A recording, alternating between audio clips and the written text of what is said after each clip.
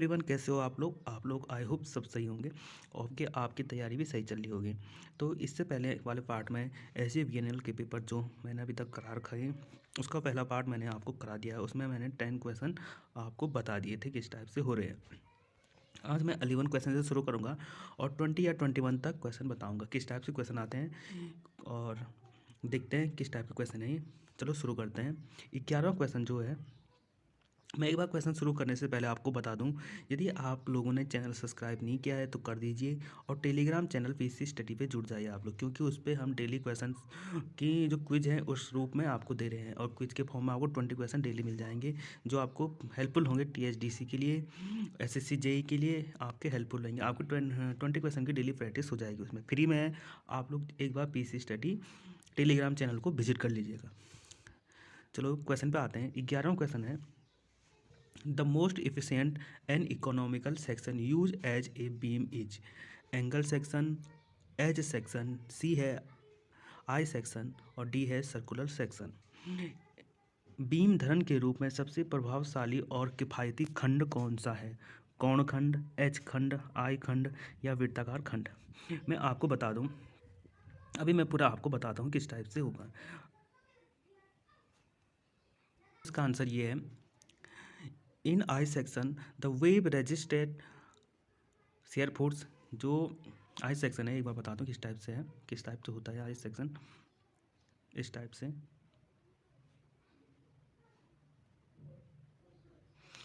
ये होती है आपकी फ्लैंज और ये होती है आपकी वेव, ये भी वेव होती है। अब ये कह रहा है, in I section the web resist shear force while the flange resist more than 80% of the bending moment. Beam theory shows that the I-shaped section is a very efficient form for carrying both bending and shear load in the plane of the wave. अब देखिए ये इसलिए economical है क्योंकि इसमें जो flange है वो 80% बेंडिंग मोमेंट को बेयर कर रहा है और शेयर फोर्स वेव रजिस्ट कर रहा है, तो इसलिए ये बहुत ही अच्छा इकोनॉमिकल है। तो इसका राइट आंसर हो जाएगा आपका सी, आई सेक्शन, आई खंड इज राइट आंसर। तो 12वां क्वेश्चन था, equation T equal to C plus S ten five is given by. अब देखिए समीकरण T equal to C plus S ten five किसके द्वारा दिया गया है? रैनकाइन के द्वारा, कुलाम्ब्स के द्वारा, न्यूटन या मोर? अब देखिए इसका आंसर अभी आपको मैं बताता हूँ किस टाइप से होगा। अब देखिए इसमें T equal to C plus sigma ten theta भी, टेन फाइव भी लिखते हैं इसको, इस इक्वेशन को। तो आप ये इक्वेशन किसने दी है? ये बहुत ही इंपॉर्टेंट इक्वेशन है सॉइल मैकेनिक्स की। तो इसका राइट आंसर है आपका। अब देखिए ये इक्वेशन किसने दी, इस टाइप से इसमें बता रहा हूँ मैं आपको। ये इक्वेशन है calculate shear stress. Shear stress S को मापने के लिए इक्वेशन है, the material composing a slope taking account of the pure water pressure the shear strength is then equal to the sum of the normal stress sigma and cohesion C. The Coulomb's Terzaghi equation is S equal to C plus sigma 10 phi, where the 10 phi is coefficient of plane sliding friction which describe the packing surface roughness and hardness of the materials constituting the slope। देखिए ये है Coulomb's equation.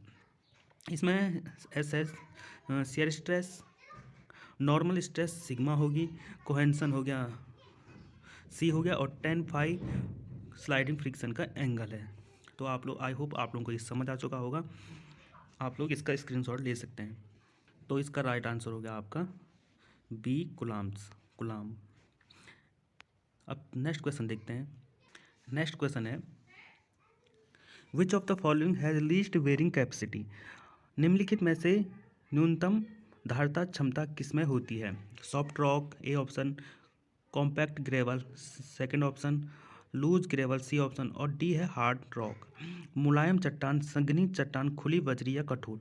अब देखिए मैं एक बात बता दूं आपको, जैसे ये है सॉफ्ट रॉक है तो उसके जो पार्टिकल्स हैं वो बहुत ही नज़दीक होंगे। दो कॉम्पैक्ट ग्रेवल के भी बहुत, जो कॉम्पैक्ट की है बहुत नज़दीक होंगे। लूज ग्रेवल का आपको बता दूं तो मोटे कण होंगे और पार्टिकल दूर दूर होंगे।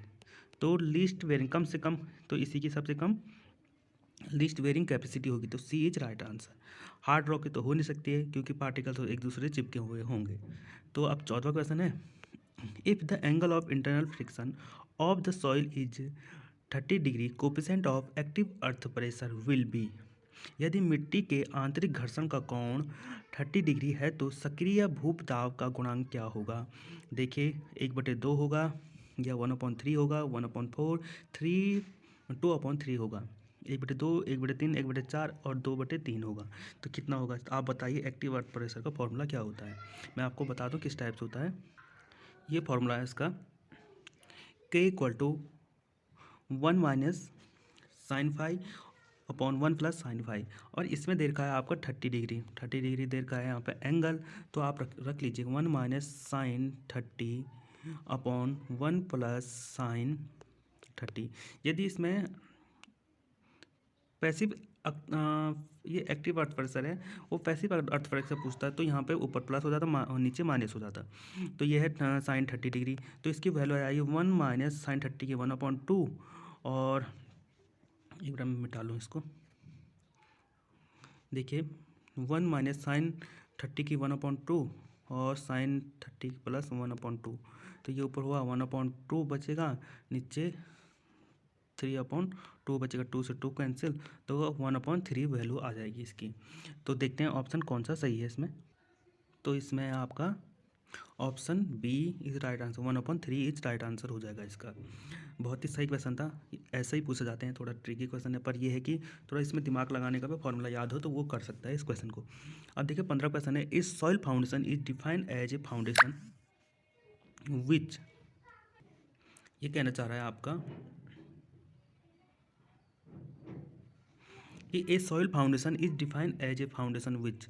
सेलो फाउंडेशन किस टाइप से डिफाइन करेंगे। Has low bearing capacity, has depth of embedment less than width, is resisting on ground floor, resting on ground floor, a cause less settlement. एक उथली नींव को उस नींव के रूप में परिभाषित किया जाता है जिसमें कम धारिता क्षमता होती है, जिसके अंतः स्थापित की गहराई उसकी चौड़ाई से कम हो, जो जमीन की सतह पर टिकी हुई हो, जो कम निपटान का कारण बनती हो। कौन सा ऑप्शन सही होगा आप कमेंट कर सकते हैं क्योंकि इससे आपको याद होगा। तो यदि आप लोग यहाँ तक आ गए हैं मेरे साथ चल के वीडियो देख ली है तो आप प्लीज़ सब्सक्राइब कर लीजिएगा, क्योंकि ऐसा कंटेंट आपको यूट्यूब पे कहीं नहीं मिलेगा। और ये पेपरों की बात है, आपको जे लेवल पे ये स्टेट लेवल पेपर कहाँ कहाँ है आपको कहीं भी नहीं मिलेगा, तो आप सब्सक्राइब कर लीजिएगा। तो आपको बता दूँ इसका आंसर क्या है। सेलो फाउंडेशन क्या होती है, जब सेलो फाउंडेशन वो होती है जब फाउंडेशन की डेप्थ लेस देन होती है ब्रेथ विड्थ से या विड्थ जो भी कहें। तो और डीप फाउंडेशन हो जब डेप्थ उसकी ग्रेटर देन होती है विड्थ से। तो देख लीजिए ये होगा बी ऑप्शन इज राइट हो जाएगा। डायग्राम बना के दिखाएं तो इस टाइप से फाउंडेशन बनती है आपकी। देखिए तो इसकी ये डी होगी, ये डी कम होगी, विड्थ ज़्यादा लग रही है इसकी, तो ये आपका सेलो फाउंडेशन हो जाएगी। थैंक यू एवरीवन, आपने यहाँ तक देखा।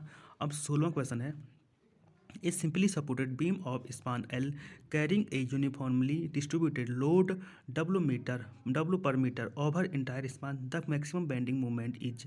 ए ऑप्शन है WL²/2, बी ऑप्शन है WL²/8, सी ऑप्शन है WL²/12 और डी ऑप्शन है WL²/16। एक साधारण समर्थित धरण जिसकी लंबाई L है समान रूप से वितरित भार W पर मीटर का वहन करता है, उसका अधिकतम बंकन आघूर्ण होगा। अब देखिए पहले एक बार क्वेश्चन समझा दूँ आपको। कोई बीम है इस टाइप से, सिंपली सपोर्टेड बीम इस टाइप से है। अब इसमें कह रहा है यूडीएल लोड लगा है, यूनिफॉर्मली डिस्ट्रीब्यूटेड लोड। अब वो कैसे लगा, W पर मीटर के हिसाब से लगा है आपको इस टाइप से। तो कह रहा है मैक्सिमम बेंडिंग मोमेंट कितना होगा। तो देखिए जो ये होगा